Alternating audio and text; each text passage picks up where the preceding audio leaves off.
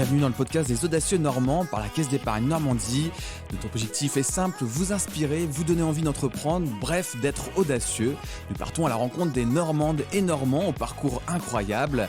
Louise Eraille est directrice générale de l'association Cravate Solidaire à Caen. Découvrons ses motivations et son retour d'expérience dès maintenant.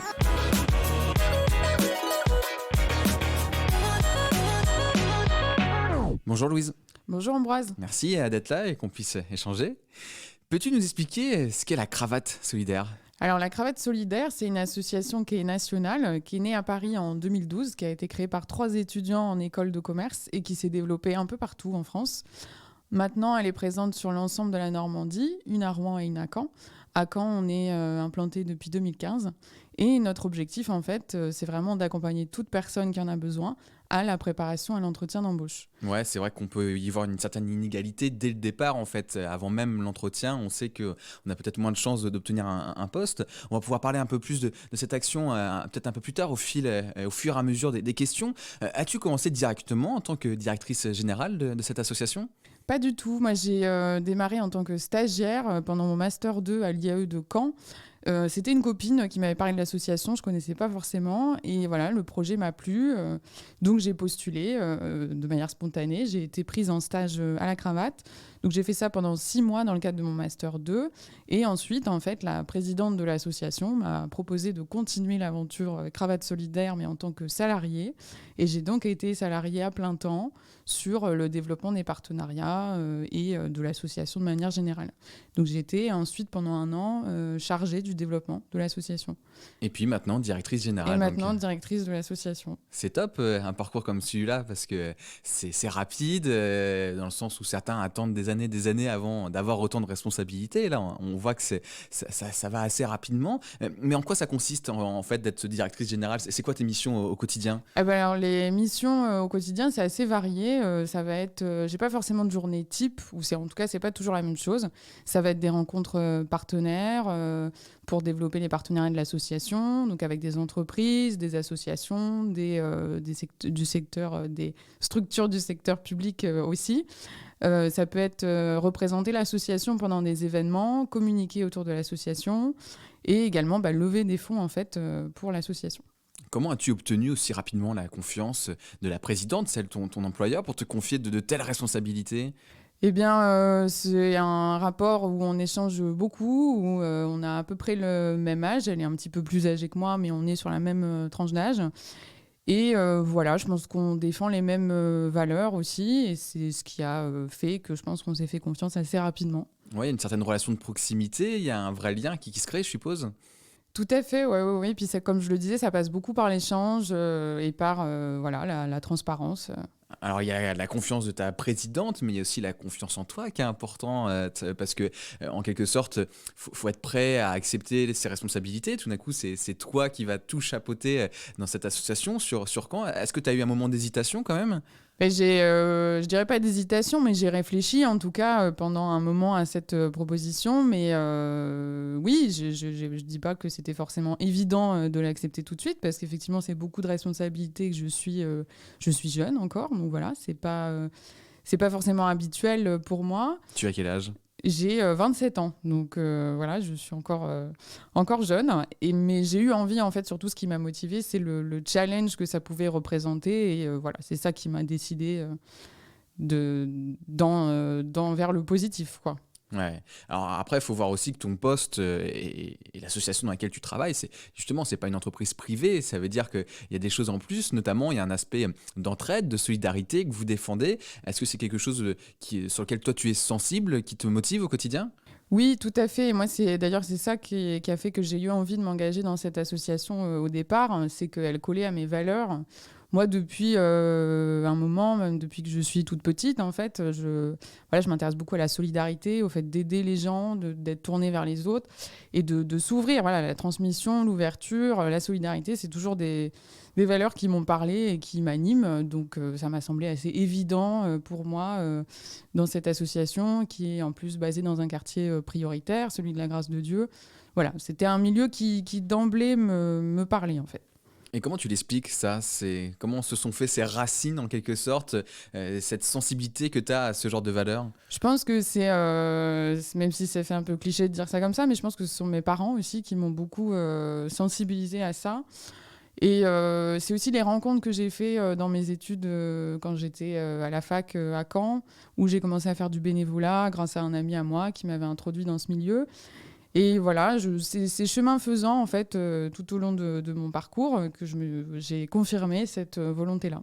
Et donc aujourd'hui, en effet, toutes ces valeurs, tu les retrouves et tu es en phase et ça, c'est juste top. Ça doit être dans le quotidien aussi super à vivre. Et quels sont justement des souvenirs que tu as dans l'association, des souvenirs forts, je sais pas, peut-être des actions que tu as pu mener, où tu as vu des résultats vraiment probants? Alors, un souvenir fort qui, moi, m'avait marqué, c'était quand on a remporté le prix de l'économie sociale et solidaire en 2019, où il y avait une remise de prix qui avait été faite à l'occasion du lancement du mois de l'ESS, donc c'était au WIP, et où on avait gagné, l'association La Cravate Solidaire Caen avait gagné le prix de l'égalité femmes-hommes.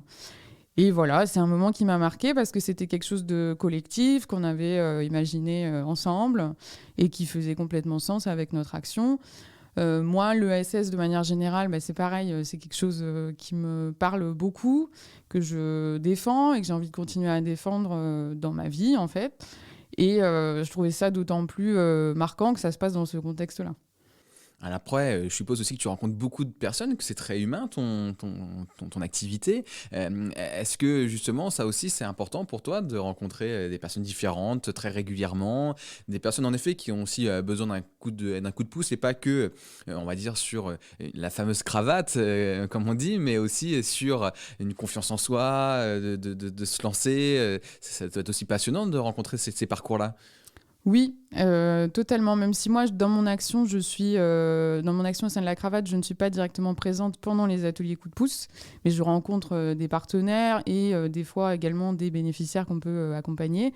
Et oui, totalement, c'est hyper gratifiant pour nous, en fait, de constater justement l'évolution des personnes qui viennent chez nous en atelier et qui, quand elles arrivent, elles se sentent voilà, pas confiantes, pas à l'aise, renfermées sur elles-mêmes, et de les voir justement s'ouvrir et se sentir mieux et plus fortes, en fait, à travers cette transmission-là qu'on fait, enfin, cette transmission des codes verbaux et non verbaux, c'est vrai que ça a un côté magique, quoi. C'est Ouais, tu vois le résultat de ton travail et du travail complètement, collectif avec toute ton équipe, et ça complètement.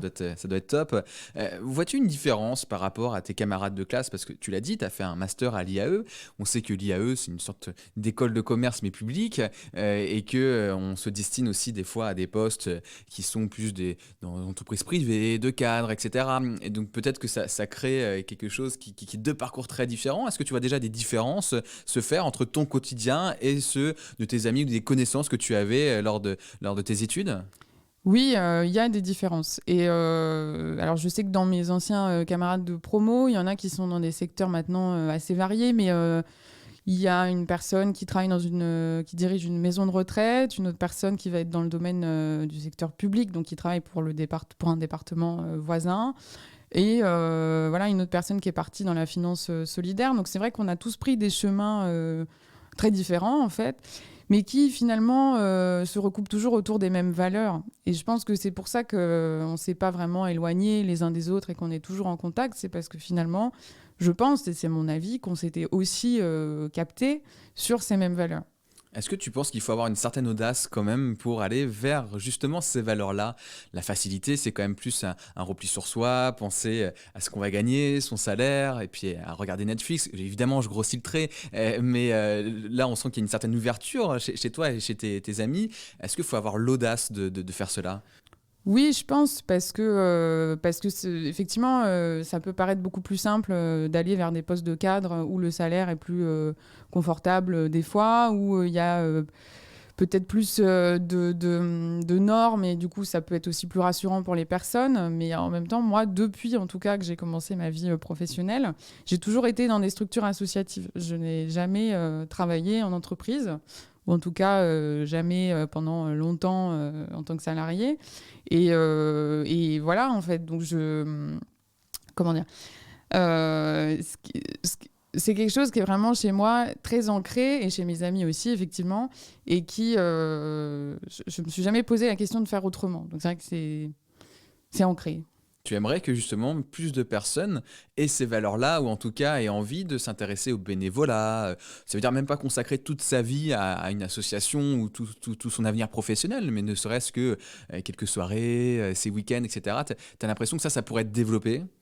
Oui, et je pense que ça devrait même être quelque chose d'universel, en fait, le bénévolat, ou en tout cas faire découvrir le bénévolat chez les jeunes, parce que c'est vraiment quelque chose qui apporte énormément sur le plan personnel et sur le plan professionnel aussi. C'est un vrai apport, et de plus en plus aujourd'hui, les recruteurs regardent les expériences bénévoles des personnes qu'ils reçoivent en entretien. Et à ce sujet-là, justement, au niveau de la cravate solidaire, on a monté un projet avec l'URAGE Normandie, l'Union régionale de l'habitat pour les jeunes, donc à destination des jeunes qui habitent en FJT sur la Normandie, et qui consiste justement à valoriser l'engagement citoyen et le bénévolat chez les jeunes. Qu'as-tu envie de dire à un audacieux en devenir qui nous écoute, qui souhaite lancer un projet associatif ou qui souhaite être bénévole? C'est quoi les bonnes premières étapes ou en tout cas le message que tu as envie de lui donner?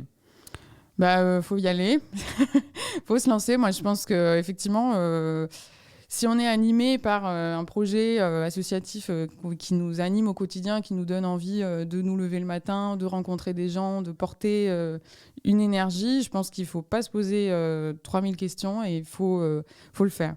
Et le bénévolat dans le milieu associatif est une excellente entrée en matière et permet justement de découvrir plusieurs associations, plusieurs choses et plusieurs messages. Merci Louise d'avoir partagé ce moment. On retrouve la cravate solidaire où et comment si on veut justement donner un coup de pouce? Alors, la cravate solidaire à Caen, ça se trouve au 9 rue des Marchands, donc c'est dans le quartier de la Grâce de Dieu. Et on est ouvert du lundi au vendredi de 9h à 17h.